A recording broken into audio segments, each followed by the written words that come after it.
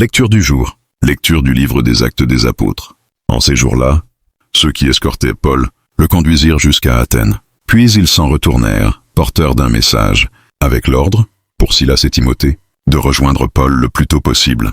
Alors Paul, debout au milieu de l'aréopage, fit ce discours. « Athéniens, je peux observer que vous êtes, en toutes choses, des hommes particulièrement religieux. En effet, en me promenant et en observant vos monuments sacrés, j'ai même trouvé un autel avec cette inscription. Au Dieu inconnu. Or, ce que vous vénérez sans le connaître, voilà ce que moi je viens vous annoncer. Le Dieu qui a fait le monde et tout ce qu'il contient, lui qui est Seigneur du ciel et de la terre, n'habite pas des sanctuaires faits de mains d'hommes. Il n'est pas non plus servi par des mains humaines, comme s'il avait besoin de quoi que ce soit. Lui qui donne à tous la vie, le souffle et tout le nécessaire. À partir d'un seul homme, il a fait tous les peuples pour qu'ils habitent sur toute la surface de la terre, fixant les moments de leur histoire et les limites de leur habitat.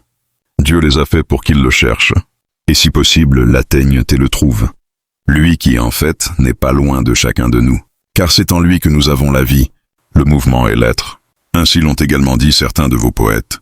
Nous sommes de sa descendance. Si donc nous sommes de la descendance de Dieu, nous ne devons pas penser que la divinité est pareille à une statue d'or, d'argent ou de pierre, sculptée par l'art et l'imagination de l'homme.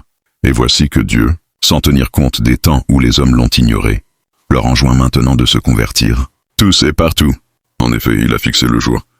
Par un homme qu'il a établi pour cela, quand il l'a accrédité auprès de tous, en le ressuscitant d'entre les morts. Quand ils entendirent parler de résurrection des morts, les uns se moquaient et les autres déclarèrent « Là-dessus nous t'écouterons une autre fois ». C'est ainsi que Paul, se retirant du milieu d'eux, s'en alla. Cependant quelques hommes s'attachèrent à lui et devinrent croyants. Parmi eux, il y avait Dénis, membre de l'Aréopage, et une femme nommée Damaris, ainsi que d'autres avec eux. Après cela, Paul s'éloigna d'Athènes et se rendit à Corinthe. Amen.